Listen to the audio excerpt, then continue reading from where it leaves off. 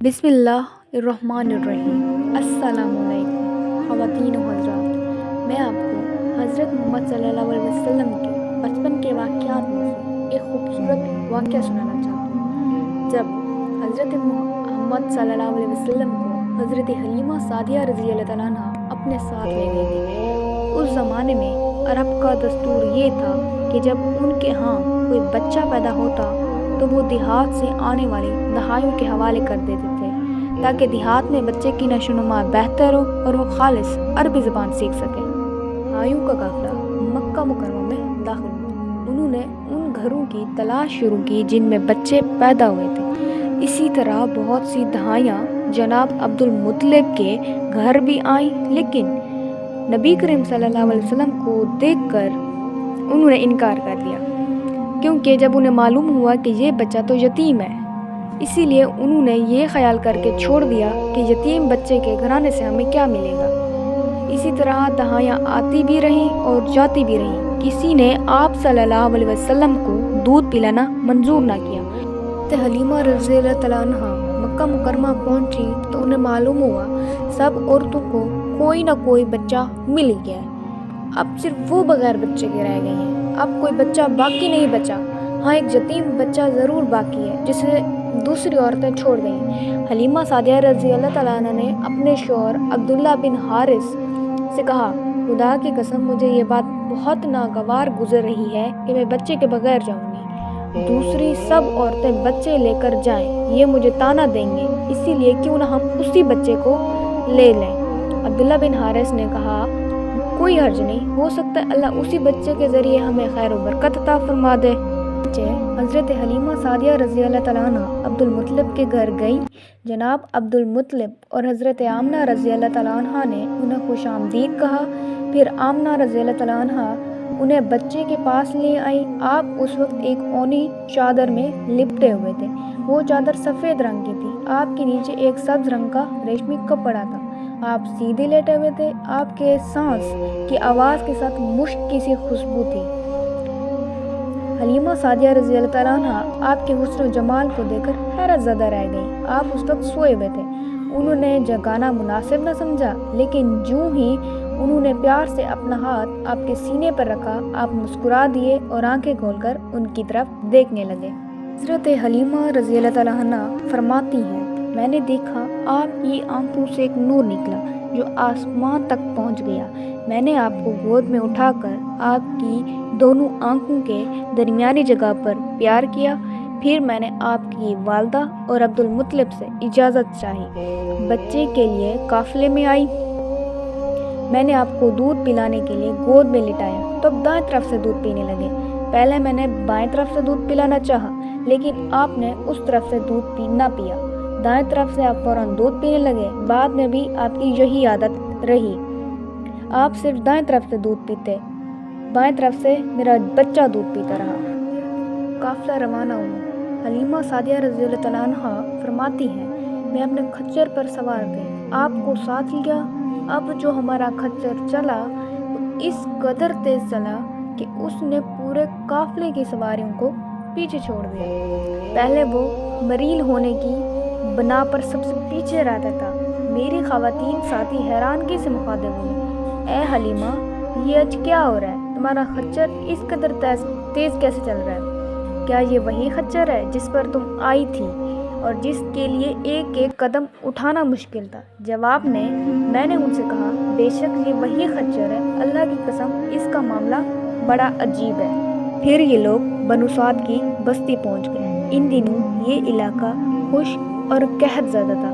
حلیمہ سعدیہ رضی اللہ تعالیٰ عنہ فرماتی ہیں، اس شام جب ہماری بکریاں چر کر واپس آئیں تو ان کے تھن دودھ سے بھرے ہوئے، جبکہ اس سے پہلے کبھی ایسا نہیں ہوا تھا۔ ان میں سے دودھ بہت کم اور بہت مشکل سے نکلتا تھا۔ ہم نے اس دن اپنی بکریوں کا دودھ دوہا تو ہمارے سارے برتن بھر گئے اور ہم نے جان لیا کہ یہ ساری برکت اس بچے کی وجہ سے ہے۔ آس پاس کی عورتوں میں بھی یہ بات پھیل گئی، ان کی بکریوں بدستور بہت کم دودھ دے رہی تھی۔ غرض ہمارے گھر میں ہر طرف ہر چیز میں برکت نظر آنے لگی۔ دوسرے لوگ بھی تعجب میں رہے، इसी तरह 2 माह गुजर गए। 2 माह ही में आप सल्लल्लाहु अलैहि वसल्लम चलने फिरने लगे। आप 8 माह के हुए तो बातें करने लगे और आप सल्लल्लाहु अलैहि वसल्लम की बातें समझ में आती थी। इस दौरान आपकी बहुत सी बरक़ात देखने में आई।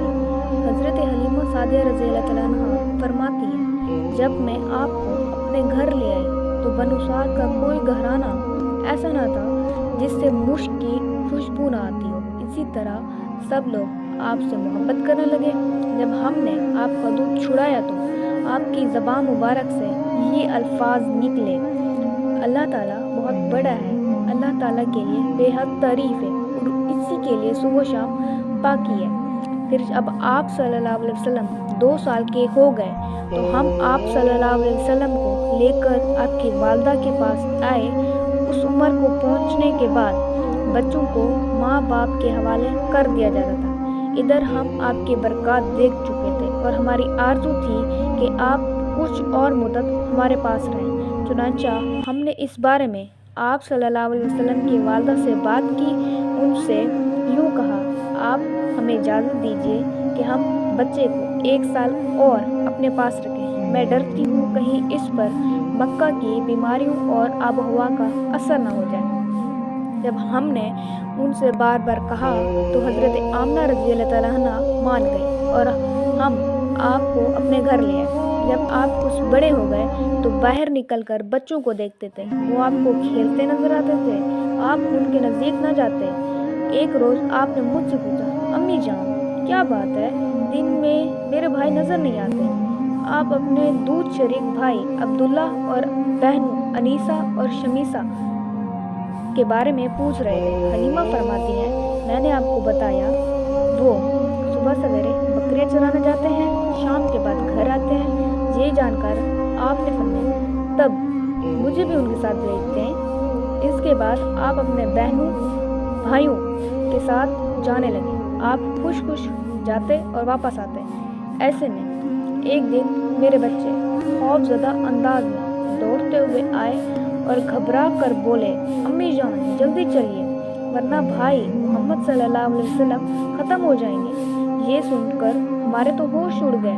दौड़कर वहाँ पहुँचे, हमने आपको देखा, आप खड़े हुए, रंग उड़ा हुआ था, चेहरे पर जर्दी छाई हुई थी और ये इसलिए नहीं था कि आपको सीना चाक किए जाने से कोई तकलीफ नहीं थी, बल्कि उन फरिश्तों को देखकर आपकी हालत हुई थी। हलीमा सादिया रज़ियल्लाहु तआला अन्हा फरमाती हैं, हमने आपसे पूछा क्या हुआ था। आप सल्लल्लाहु अलैहि वसल्लम ने बताया, मेरे पास 2 आदमी आए थे, वो सफ़ेद कपड़े पहने हुए थे।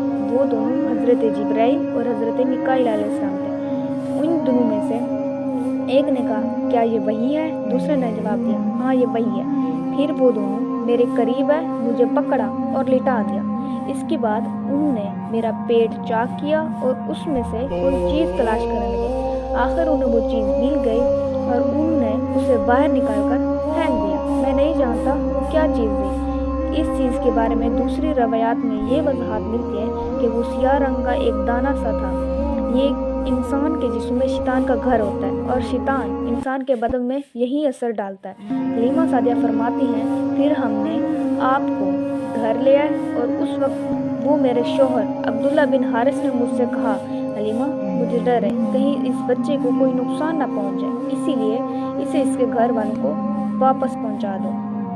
मैंने कहा ठीक है। फिर हम आपको लेकर मक्का की तरफ रवाना हुए। जब मैं मक्का के बलाई इलाके में पहुंची तो आप अचानक गायब हो गए। मैं हवास बाख्ता हो गई।